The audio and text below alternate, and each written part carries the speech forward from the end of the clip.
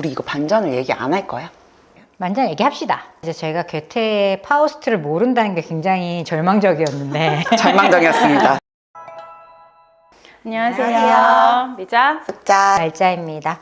오늘은 괴테는 모든 것을 말했다라는 소설을 읽고 이야기 나눠보겠습니다. 지금 베스트셀러 10위 안에는 거의 다 들어있고 5위 안에 줄곧 있는 그런 소설인 것 같고 일본 소설이고 네, 일단 도이치라는 사람이 주인공인데 도이치가 되게 인정받는 괴테 학자로 등장을 하죠. 그리고 이 괴테 저서들 중에서도 학계 인정을 받아서 파우스트를 번역을 하게 되는 그런 작가인데 어느 날 딸이랑 와이프랑 밥을 먹던 자리에서 밥 다 먹고 이제 후식으로 차를 마시는데 그 차 이렇게 그 뭐라 그래야 되죠?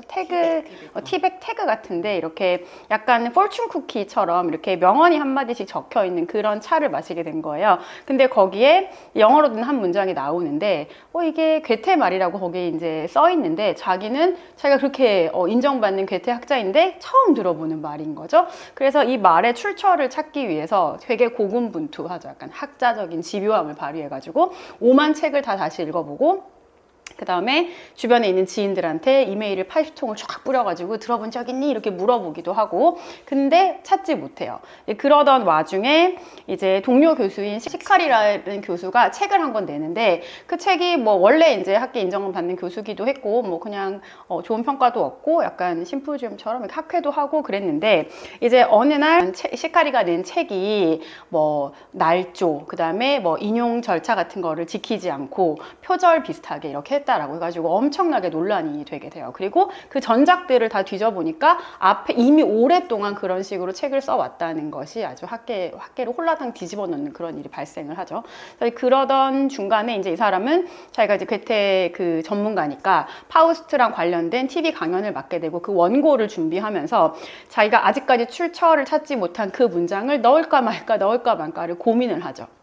이제 그러다가 이것까지 얘기해도 되나? 약간 반전이라 그 시카리 교수가 낸 책이 어떤 이제 반전이 딱 밝혀지면서 이 사람이 마지막에 그 TV 촬영을 할 때 출처가 아직 확인이 안 됐는데 그 말을 뱉어버리죠. 그리고 돌아와서 이제 가족들이랑 그 얘기를 하면서 그거를 지워달라고 할까?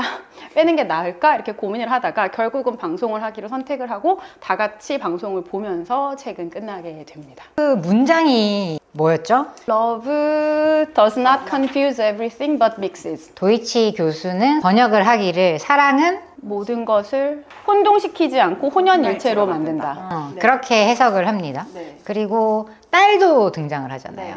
영문학을 공부하는 네. 딸로 나오고 그 남자친구가 네. 등장을 하면서 함께 독일까지 찾아가는 네. 저는 이걸 보면서 느낀 게 티백에 있는 문장 하나를 찾기 위하여 독일까지 떠나는 온 가족이 그 딸의 서사가. 남자친구까지 데리고 학자들은 다 이래? 이런 생각을. 그러면서 뭔가 이게 일본스러움도 느낄 수 있었어요. 뭔가 제대로 된 덕후 같은 느낌? 그러니까 자기가 이 괴테라는 것을 평생 연구해온 일본에서 알아주는 괴테 학자인데 이걸 모르는 걸 인정할 수 없다. 그렇죠. 자존심이 허락하지 않는 거죠. 근데 우리 이거 반전을 얘기 안 할 거야? 완전 얘기합시다. 반전을 얘기를 하자면 그 시카리 교수가 이제 발표했던 책이 신화력이라고 하는 책인데 그것 때문에 이제 학계 매장을 잘리고 막 교수 잘리고 매장을 당하게 생겼는데 그 뒤에 얼마 안 있다가 속신화력이라고 해가지고 새로운 저서를 발표하는데 그 저서가 이제 사람들이 권위를 빌려가지고 혹은 출처를 확인하지 않으면서 얼마나 많은 것들을 하고 있는가 그 허위의식이라든지 이런 걸 보여주기 위한 책이었던 거예요. 그래서 앞에 냈던 모든 저서들이 이 책을 위한 빌드업이었던 거예요. 그래서 이 사람이 날조하고 인용하고 제대로 그렇게 출처를 밝히지 않고 다 써먹었던 자기 표절하고 이랬던 것들이 이 책을 위한 모든 밑바탕이었던 거를 이제 다 공개하게 되고 그러면서 대중적인 엄청난 인기를 얻게 되는 그런 게 반전으로 등장을 하게 되죠. 그 이후에 이 도이치가 텔레비전에서 그 프로그램에서 그 출처를 확인하지 않은 그 문장을 삭제하지 않고 그냥 방송을 타게 되면서 이제 이야기는 끝이 나게 되죠. 결국 그 문장을 찾긴 찾잖아요. 그렇죠. 근데 그게 원래 문제, 괴테의 말도 아니었던 것이 어떤 뭐 성경에 나오는 한 구절이 옮겨지고 한 부분은 빠지고 또 옮겨지고 하면서 사실은 남게 된 말이었기 때문에 괴테가 한 말이라고 볼 수도 없고, 네, 애매한 그런 과정이 밝혀지게 되긴 하죠. 또 하나의 반전이라고 저는 느낀 게 원래는 그 와이프가 식물을 꾸미는 걸 좋아하는데 그게 되게 그냥 도이치라는 학자와 완전히 반대되는 그냥 성향을 보여주는 하나의 장치인가라고 생각했는데 그게 아니라 마지막에 그 문장을 찾아가 보니 그 출처의 출처가 결국은 그 와이프가 좋아하던 정원을 꾸미는 유튜버를 독일의 정원 유튜버. 정원 유튜버가 처음에 그 문장을 네, 유튜버의 할머니가 괴테로부터 받은 편지. 괴테 첫사랑? 뭐 이런. 그 문장을 요약한 게 이제 한 거를 출처가 된 것도 이제 큰 반전이 아니었나 생각이 듭니다. 작가 이야기 일단 좀 하고 넘어갈게요. 스즈키 유이라는 분이시거든요. 네. 네, 스즈키 유이가 2001년생이시더라고요. 깜짝 놀랐죠. 깜짝 놀랐죠? 우리가 2001학번이지 않습니까? 우리 대학 갈 때 태어나신 분이 쓴 책을 우리가 어려워서 읽지 못하는. 그만둘까 했던. 나이랑 맞아요. 지적인 능력이랑 크게 상관이 없다니까. 그리고 이제 뭐 워낙에 독서광이라고 해서 1년에 1000권씩 맞아요, 읽는 맞아요. 독서광이고 이 책을 30일 만에 썼다고 하더라고요. 그리고 맞아요. 첫 번째 장편이라고 하는 것도 되게 충격적이었고. 네, 제가 그래가지고 너무 궁금해가지고 이제 일본 인터뷰들을 좀 찾아봤거든요. 그래서 이제 일본은 이 아쿠타 가와상을 수상을 하고 이제 엄청 유명해졌더라고요. 그래가지고 이제 인터뷰를 여기저기서 막 했는데 일단 딱 얼굴이 너무 그냥 대학생이에요. 완전 그냥 애기처럼 생겼거든요. 이 사람은 영문학을 전공했어요. 맞아요. 그래서 딸이 자기 같아요. 제가 봤을 때는. 거기 네, 도이치의 딸이 자기 같은 느낌이에요. 그리고 자기는 어렸을 때부터 명언을 너무 좋아했었대요. 그래가지고 명언을 보면은 그거를 자기 수첩에 적어가지고 다니고 말할 때 이렇게 인용하고 자기도 그렇게 했다는 거예요. 그리고 전공은 셰익스피어고 셰익스피어 지금 대학원생인데 셰익스피어에 대해 가지고 자기는 연구를 하고 있지만 괴테는 정말 이 책을 쓰기 위해 가지고 공부를 해가지고 썼다고 하더라고요. 그러기에는 이 플로우를 따라가는 이 깊이가 그 파우스트도 알아야 맞아요, 되고 맞아요. 괴테의 다 모든 읽어요. 전반적인 그런 걸 다 이해를 해야 1년에 1000권을 읽어요. 1년, 그러니까 하루에 3권. 하루에 3권 정도 책을 읽으신 분이고, 그래서 내가 어렸을 때 어떤 아들이었을지 너무 궁금하잖아요. 그래서 그것도 이제 물어봤더라고요. 인터뷰 하시는 분이 물어봤는데, 이제 아버님이 목사시고, 그래서 집에 기본적으로 성경에 관한 책이 많고, 책이 되게 많은 집이었대요. 그래서 항상 책을 되게 가까이 할 수 있었고, 그래서 어렸을 때부터 책을 되게 많이 읽고, 단테의 신곡을 읽은 게 초6이었대요. 그걸 이해할 수 있다는 그러니까 건가요? 그때는 그래서 어린이 단테의 신곡 같은 걸 읽었는데 그걸 읽고 자기가 보기에는 이게 원작이 아닐 것 같다는 생각이 들었대요. 이거 너무 어린이 읽으라고 약간 이런 내용은 아닐 것 같은데 생각이 들어서 서점에 가가지고 그 진짜 어른들이 읽는 단테의 신곡을 사가지고 다시 읽어보고 어릴 때부터 그런 학생이었다고 하더라고요. 그리고 이제 하루 루틴이 글을 쓰는 게 하루에 10시간씩 글을 쓴대요. 지금 학교 도서관에서 글을 쓰는데 집부터 학교까지가 한 40-50분 걸린대요. 그러면 이제 이어폰을 듣고 걸어가면서 오늘 어떤 글을 쓸지 이제 상상을 한 다음에 그 도서관에서 학교 도서관에서 학생처럼 글을 쓰는 거예요. 그래서 근데 그 도서관이 있고 자기 자습실이 있더라고요. 그 자습실은 우리 딱 고등학교 때 다니던 왜 독서실처럼 생겼어. 사설 도서실. 칸막이 있고 자기 물건 이렇게 책 이렇게 딱 있고 거기서 하루에 10시간 정도 아침 9시부터 밤 9시 정도까지 글을 쓰거나 수업을 듣거나 공부를 하거나 그렇게 하고 그 다음 시간은 가족들이랑 보낸다고 하더라고. 밤 12시까지. 그래서 여기 앞에 책날개 나오잖아요. 이 티백에 써 있는 그게 경험담이라고. 맞아요. 이 경험 부모님 결혼 기념일 중에 똑같은 경험을 해가지고 이 책을 쓰게 됐대. 그게 모티브를 받아가지고. 네. 네네네. 세게 했다고 하고, 그러고 이 사람이 계속 강조한 게 뭐냐면 자기가 이 명언에 대해서 생각을 하게 된 게 그 위키피디아 때문이었다고 하더라고요. 자기가 2001년생인데 위키피디아도 2001년에 태어났대요. 그래서 자기가 생각할 때는 위키피디아랑 같이 자란 세대라고 자기를 표현하더라고요. 자란 1세대. 그래서 그게 뭐가 다르냐면 그 자기 전에 사람들은 어른들이 말씀을 하시면 그냥 이 말이 맞나 보다 생각을 하는데, 자기는 어렸을 때부터 어른들이 무슨 명언을 말씀하시거나 무슨 말씀을 하시면 그거 진짜 맞아요? 하면서 찾아봤다는 거야.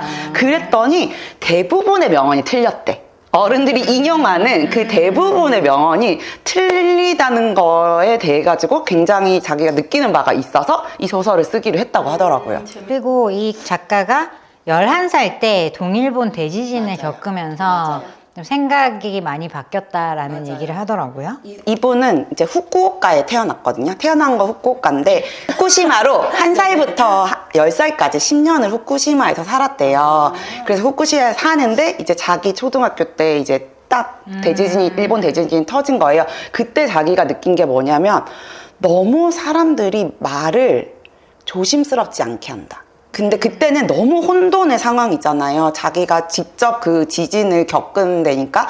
근데 그때는 어른들의 말을 듣고 하는데 어른들이 거짓된 정보도 너무 많고 잘못된 말도 너무 많이 하고, 근데 친구들이 그 자기 부모님의 말을 듣고 와가지고 학교에 와가지고 네 말이 맞네 내 말이 맞네 하면서 그게 싸움이 되고 그게 분란이 되는 걸 느끼면서 말은 진짜 중요한 거다.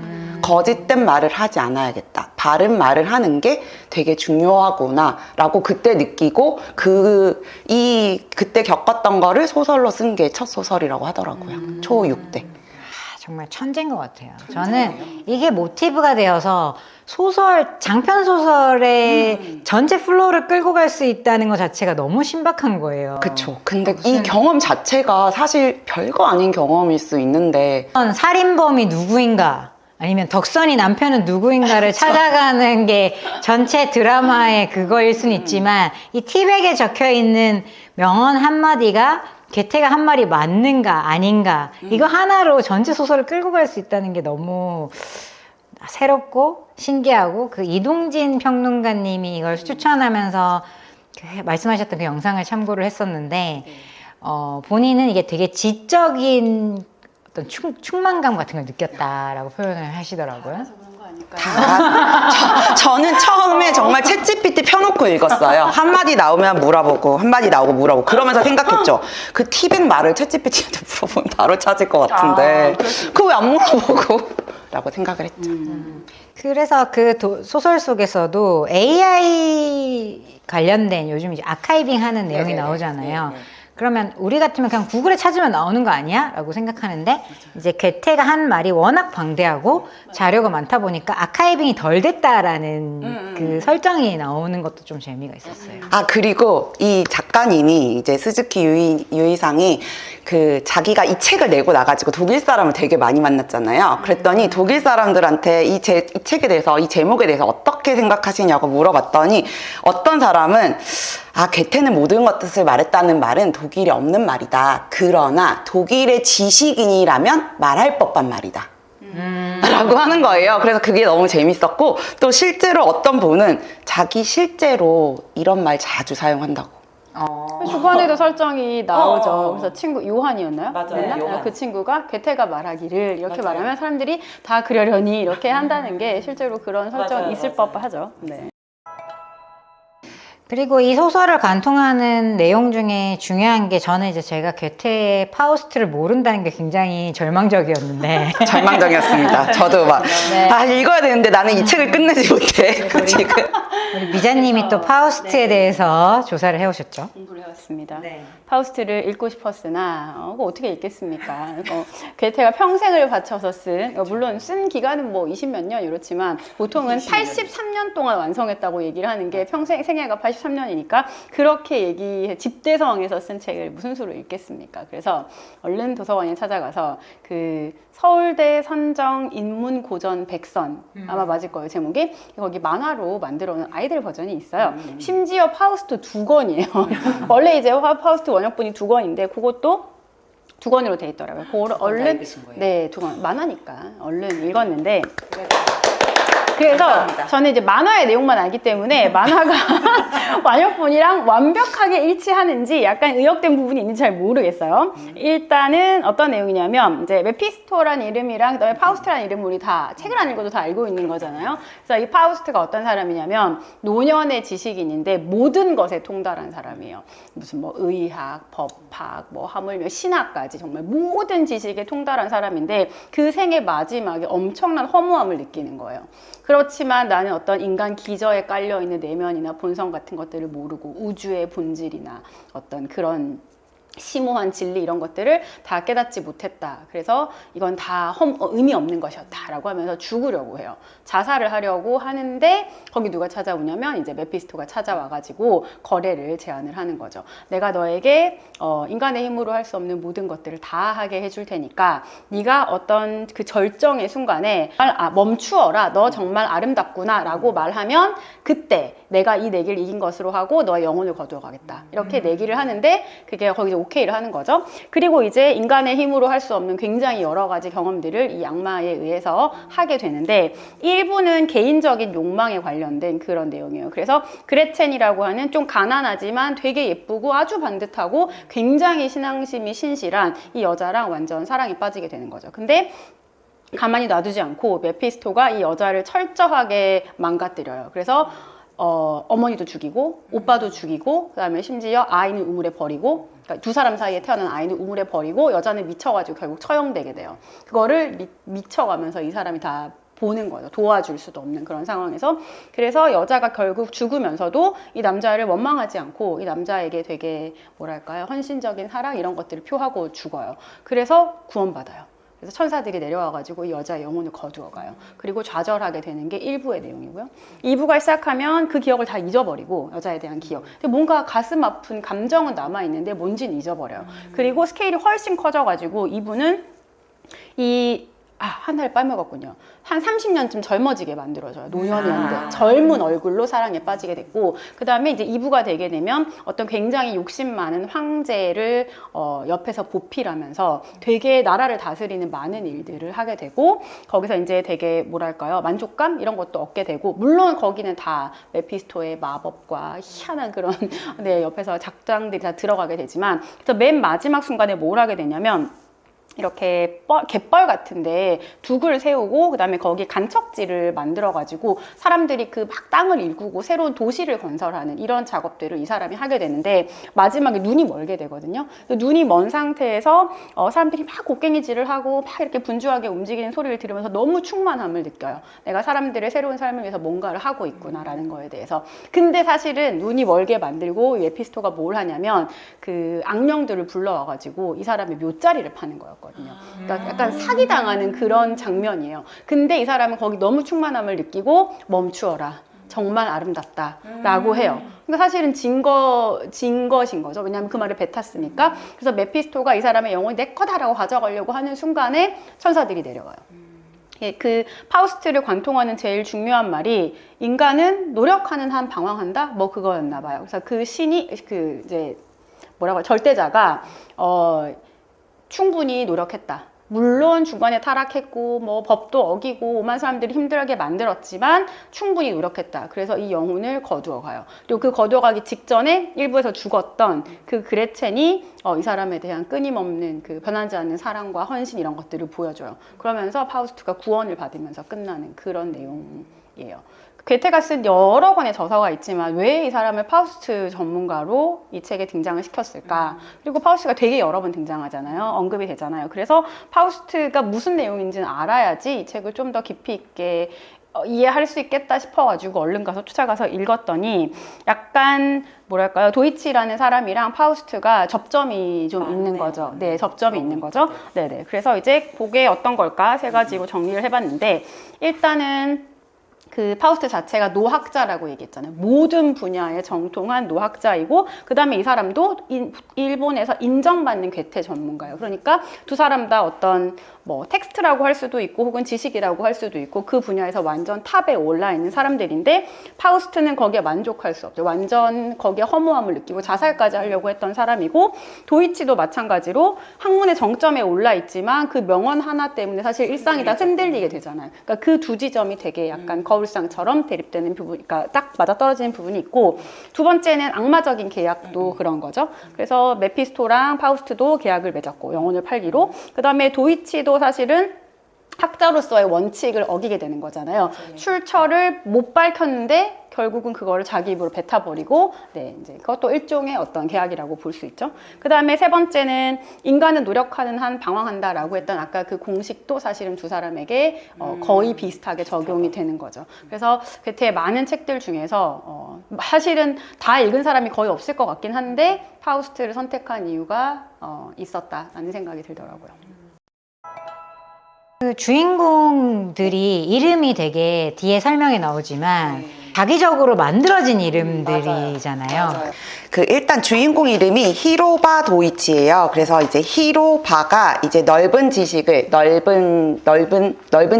파악하다라는 뜻이고, 도이치가 통일인데 이제 일어로 읽으면 도이치예요. 근데 사실 저는 개인적으로 도이치가 도이칠란드의 도이치라고 생각을 했거든요. 근데 사실 일어로 독일은 도이츠예요. 그러니까 일본 사람이 듣기에는 그게 똑같이 들리진 않나 봐요. 왜냐면 이 작가가 말하기를 그 통일, 그러니까 넓은 지식을 파악해서 통일한다는 의미로 도이치라고 했다고 하거든요. 근데 이제 도이츠가 일어고, 근데 통일을 또 어떻게 다르게 저 혼자 생각을 해보면, 통일이라는 걸 이제 음독 있고 훈독 있잖아요. 그러니까 이름에 넣었을 때는 도이치라고 읽는데 그 평소에 통일은 토이츠라고 읽거든요. 그래서 독일이라는 의미도 있지 않나 라고 생각을 해봤습니다. 그 다음 이제 두 번째가 와이프인데요. 와이프가 이제 노리카라는 이름으로 나오거든요. 근데 그거는 죄태의 중국 표현이 가덕이에요. 이거를 이제 중국어로 읽으면 끄어드어 이렇게 되는 건데, 이제 그 그러니까 중국어는 음을 따와가지고 한자를 붙이잖아요. 그 가덕을 거꾸로 하면은 노리카예요. 그러니까 일본에서 자주 쓰는 이름이거든요. 그러니까 괴테라는 걸 글자를 바꿔놓은 거예요. 네. 아버지, 장인어른 이름이 운테이 마나부거든요. 그러니까 운테이가 일본은 똑같은 한자도 음독이 있고 훈독이 있잖아요. 그러니까 운테이가 운테이라고도 읽히지만 괴테라고도 읽혀요. 그것도 이제 재미있으라고 이런 식으로 이름을 세 개 다 괴테를 넣어가지고 지은 것 같습니다. 그러니까 결국은 이제 우리가 만약 일본인이어서 이걸 일본어로 읽었다면 그 재미를 느끼면서 읽었을 텐데, 맞아요. 우린 끝에 가서 그 마지막 장에 나와요. 마지막 장에 이게. 설명을 봐야만 이걸 알 수 있으니까 번역을 하는 것의 한계, 원문으로 그대로 읽는 것.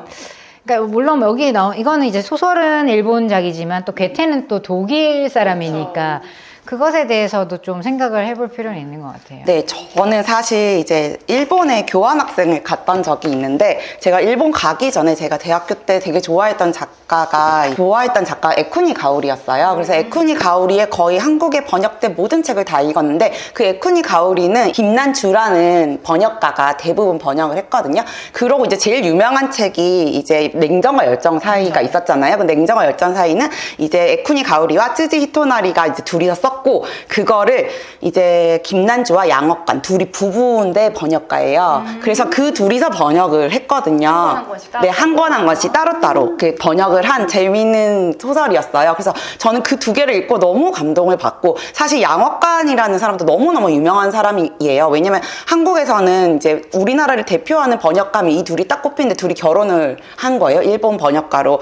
그 책을 읽고도 저는 너무 감동을 받고 재밌었는데, 제가 이제 일본을 가게 되고 이제 일본어를 잘하지 못했지만 이제 있다 보니까 이제 일본어를 좀 공부를 많이 하니까 일본어를 하게 돼서 이제 일본에서 그 책 샀어요. 그래서 읽었는데 와, 너무 느낌이 다른 거야. 너무 느낌이 다른 거예요. 일단 책이 저희는 가로잖아요. 이렇게 글이 가로로 적혀 있는데 일본 책은 다 세로로 적혀 있고. 아직까지 세로로 나와요? 네, 아직까지도. 지금 우리가 오늘 읽은 이 책도 세로로예요. 네, 괴테는 모든 것을 말했다도 다 세로로 오른쪽부터 왼쪽으로 써져 있거든요. 그래서 이제 그것도 저는 되게 충격인데, 에쿠니 가오리의 글이 사람들이 짧고 단순하고 명료하다라고 해서 유명하거든요. 근데 사실 이게 번역본으로만 봐서는 그 느낌이 없었는데, 이게 세로로 뚝뚝 떨어지잖아요. 그럼 밑에 여백이 이만큼 생긴단 말이야.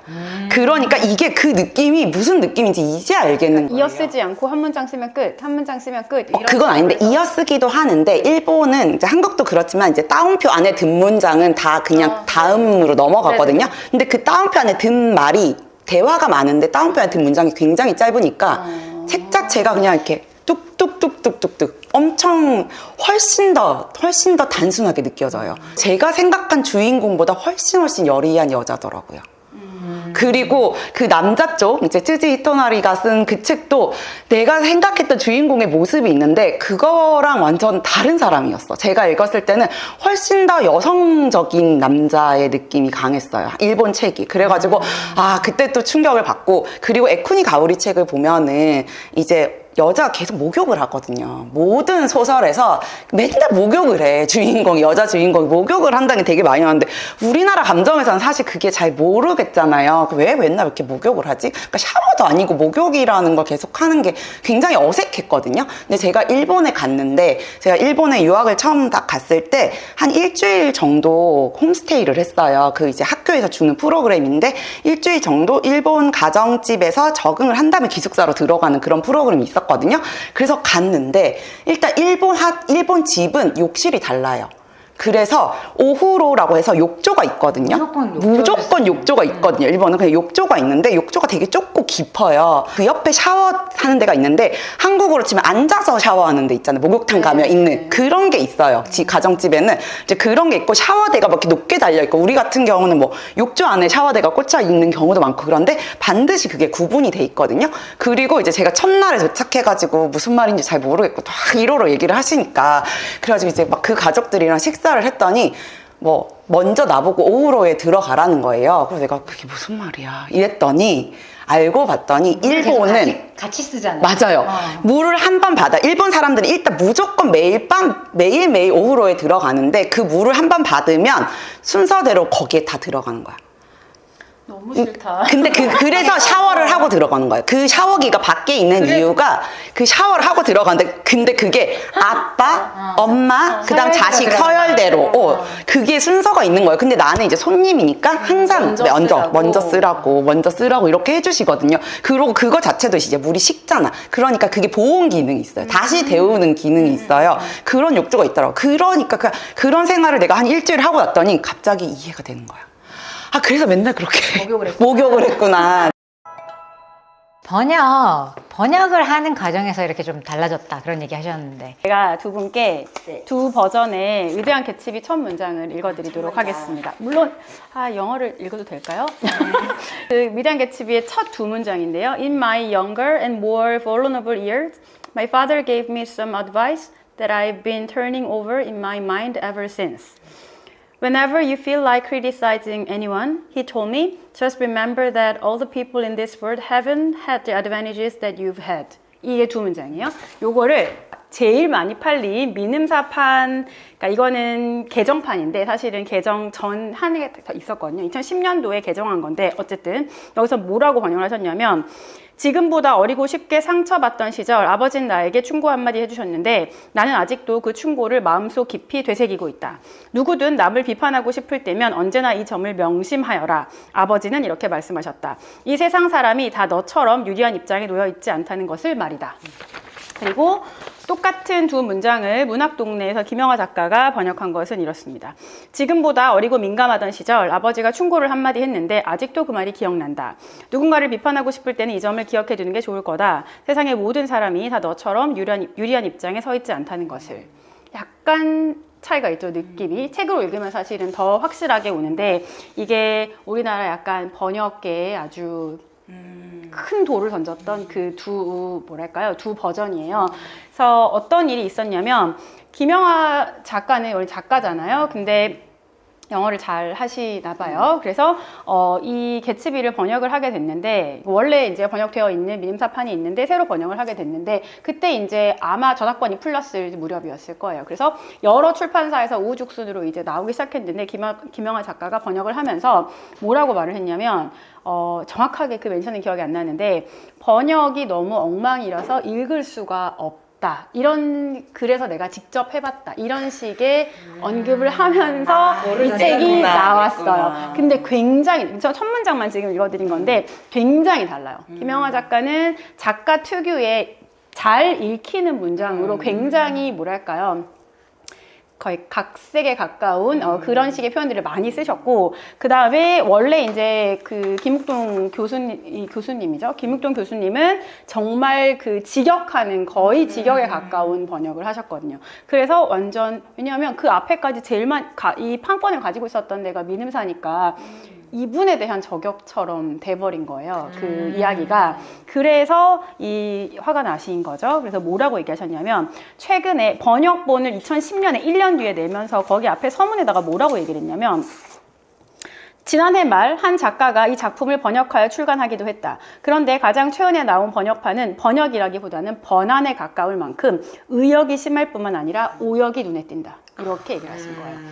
그래서 장난 아니었죠. 이 약간 역공을 배틀이. 네, 근데 저는 이제 처음에는 믿음사판으로 읽었고, 이렇게 막 설전이 오가니까 너무 궁금해가지고 김영하 작가의 문학동네판을 다시 읽었는데, 잘 읽히는 건 당연히 김영하 작가의 그 버전인데, 읽으면서 어떤 생각을 했냐면, 그 김영하 작가는 그 자기의 해석이 들어간 작가의 어떤 그 캐릭터들에 대한 자기 해석이 있을 거잖아요. 그 해석을 집어 넣어가지고 대화도 약간씩은 그 뉘앙스에 맞게 바꾸신 거예요. 그래서 김욱동 그 번역가님의 그 버전을 읽었을 때는 주인공인 데이지에 대해서 특별하게 호불호가 있지 않았거든요. 그냥 좀 별로네 정도였다면, 김영하 작가의 그 위장개집을 읽고 나면 얘 안 되겠네 이런 생각이 들어요. 왜냐하면 이 작가가 생각하는 데이지에 대한 평가가 그 대화라든지 그 중간중간에 계속 녹아 있었을 거예요. 그래서 다 읽고 나면 좀 더 세게 사실은 생각을 하긴 했는데, 얘 진짜 못 쓰겠네 이런 생각이 들더라고요. 그래서 중간중간에 문장도 굉장히 다르지만 인물에 대한 평가나 소설에 대한 전반적인 평가가 번역가에 의해서 달라질 수 있겠다라는 생각을 했던, 네, 그런 두 버전이었습니다. 어쨌든 명언이라는 거가 이제 권위를 가지면 힘을 가지고 뭐 그런 얘기도, 권위 있는 사람이 말해서 힘을 가지는 것도 있고, 또 말이 씨가 된다 이런 얘기가 있는 것처럼 말 자체가 주는, 이렇게 말을 뱉으면 그게 또 이루어지거나 어떤 힘을 가지는 것도 있잖아요. 그래서 뭐 이렇게 내세우는 나만의 좌우명이나 뭐 그런 게 있을까요? 뭐 가훈 같은 게 있으시죠? 저희 집은 가훈이 있습니다. 이제 저랑 남편이 이제 결혼을 하면서 10여 년 전에 결혼을 하면서 우리 가훈을 하나 만들자라고 해가지고 만들었는데, 되게 부끄러워요. 이거 어디 가서 말하지 말라고 했지만 되게 막 거창하진 않지만 진짜 저희 집의 가훈인데 딱 5글자예요. 잘 되는 집안. 아, 들어본 적 있어요. 들어봤어? 내가 이미 말했어? 옛날에 들어본 적 있어요. 네, 되게 옛날부터 우리는 잘 되는 집안이다. 그래서 저희는 무슨 좋은 일만 생기면 우리는 잘 되는 집안이니까, 아니면 무슨 걱정이 있어도 괜찮아, 우리는 잘 되는 집안이니까 잘 될 거야. 약간 우리 가족의 주문처럼 저희 가족은 늘 함께하고 있습니다. 되라고. 저는 결혼할 때 저 줄에 서주셨던 유정 선생님께서 또한 지나가리라. 그래서 원래는 그게 이제 그 중동에 아주 오래된 약간 전설인지 뭐 그런 건데, 어떤 왕이 그 반지에다가 세공업자를 불러가지고 내가 승전하고 돌아왔을 때 자만하지 않고 내가 패배하거나 절망하고 있을 때 나를 일으켜줄 문장을 새겨라, 반지 안쪽에다가. 그렇게 얘기를 했는데 그 사람이 얼마나 고민을 했겠어요. 왕이 부탁이 아니지, 주문을 하는 거니까. 그래서 아주 심플하지만 그 왕의 고민을 다 담은 그 문장을 만들어낸 게 이 또한 지나가리라였는데, 그 얘기를 해주셨거든요.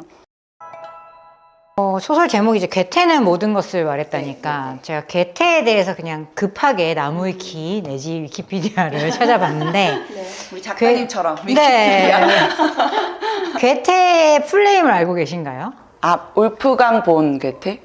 요한 볼프강, 요한이요. 볼프강 폰 괴테입니다. 그래서 요한이라는 등장인물이 나오잖아요. 맞아요. 그것도 여기서 의도한 것 같고요. 그리고 이 괴테가 저는 그냥 철학자 내지는 문학자라고만 생각하고 있었는데, 굉장히 많은 분야에 박학다식하고, 심지어 식물학, 뭐 연극, 정치학 이런 데에서도 굉장히 능통해서, 인체 구조 같은 데에서도 뭐가 있어서 어떤 뼈 구조 같은 걸 하나 발견한 업적도 있고, 굉장히 다재다능하고, 젊은 베르테르의 슬픔을 지은 게 25살 때였대요.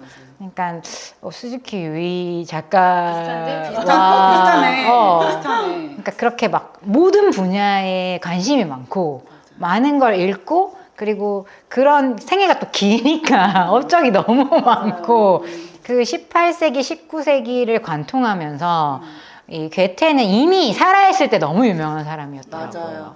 근데 나는 괴테 그 생애를 보면서 든 게 저희 같이 갔던 샤갈이랑 비슷하지 않아요, 생애가? 아. 샤갈이 엄청 유명한데 정말 땅에 발을 디디고 그때 저희 둘이서 미술관 갔다 나오면서 아, 정말 이 사람은 땅에 발을 디디고 산 예술가구나 라는 생각이 들었어요. 왜냐면 살아있을 때 이미 유명해졌고 이미 명성을 얻었고 부도 얻었고 그러니까 뭔가 계속 요청이 들어오고 근데 그거를 뭐 마다하거나 그러지 않고 돈을 버는 일도 하고 그리고 싶은 그림도 그리고 네네 그래가지고 저는 약간 괴테랑 샤갈의 생애가 결이 비슷하다.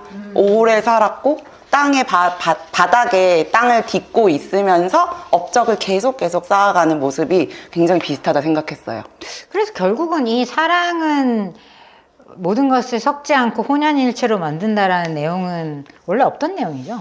없는 내용인 거죠. 정환사 할머니가 받은 편지가 괴테 건지 아닌지 알 수가 없어. 왜냐하면 필치가 괴테가 아니라고 그래서 했잖아. 인정 못 받았다고 맞아요, 했잖아요. 맞아요. 그래서 사실은 이리저리 섞이고 아니, 그러니까 실제로 괴테가 한 말은 아니잖아. 이 실제로 소설 그 사람 말고 아니에요. 아니지. 아니야. 그냥 이 소설에서 등장하는 이 작가가 만든 말인 거예요. 저 이 소설을 좋았던 게 제가 그때 우리 김 부장 리뷰했을 때도 그 가정이 따뜻한 게 저는 되게 좋았는데 여기도 가정이 너무 따뜻해. 따뜻한가요? 처음엔 약간 처음에는 도이치가 이렇게 좀 겉도는 느낌이 있었는데 결국 나중에 깨달은 거는 자기 가정과 딸과 아내와 이 가치를 다시 깨닫는 장면이 나오고 근데 도이치라는 아빠 자체가 원래 딸을 너무 사랑하는 건 느껴지잖아요. 근데 그거가 전체적으로 관통하는 게 이 작가님도 아마 따뜻한 가정에서 잘하신 것 같아요. 제가 그 사람이 자기의 하루 일과표를 공개를 했거든요. 제가 이따 보여드릴게요. 하루 일과표를 공개를 했는데 정말 일과가 딱 수면 그 다음에 1시간이 등교예요. 그 등교 시간 너무 중요하니까. 그 다음에 9시부터 19시까지가 그 학교 수업 및 독서 및 작별 그 다음 나머지 시간이 가족과의 시간 이렇게 적혀 있어요. 정말 자기의 일과표를 그렇게 공개했어요. 사실 초반에는 가족 간의 사이가 그렇게 좋다고 느껴지니까 나쁘지 않지만 왜냐면 신발이 계속 나와요. 딸의 신발이 없어. 운동화가 없어. 맞아. 또 없네? 맞아. 근데 금방 없었는데 새벽에 일어났더니 있어.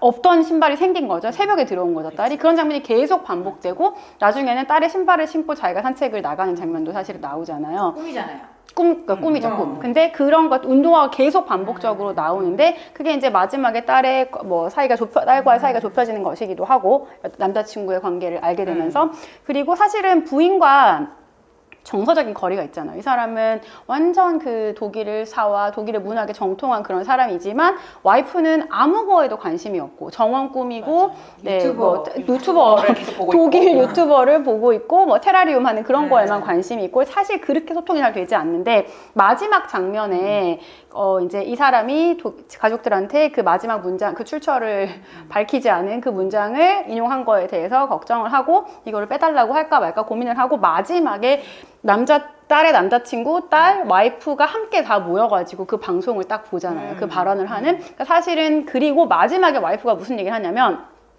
파우스트 재밌더라? 이렇게 얘기를 해요. 그러니까, 네, 사실은 그 마지막 장면이, 그러니까 부인이 뭐 남편에 대해서 무관심했던 것은 아니고 중간중간에 그런 걸 챙겨보고 있었다라는 그런 뉘앙스도 있고, 사실은 그 마지막에 이제 이 사람이 약간 뭐 학문의 상아탑이랄까요? 거의 gat혀 있다가 현실과 괴리된 그 괴테 안에 갇혀 있다가 약간 지상으로 내려온 혹은 가족 사이로 들어오게 되는 그런 장면으로 따뜻함으로 끝이 나게 되는 거죠. 네. 그리고 사실은 딸도 와이프도 다 알고 있었던 거예요. 그러니까 오히려 자기가 엄청 지식적으로 더 고차원에 있다고 생각을 하고 딸도 그냥 뭐 대충 공부하는 애. 와이프는 저기 정원이나 꾸밀 줄 아는 좀 심심한 여자. 이렇게 약간 자기보다 좀 더 학급으로 보는 느낌이 있었어.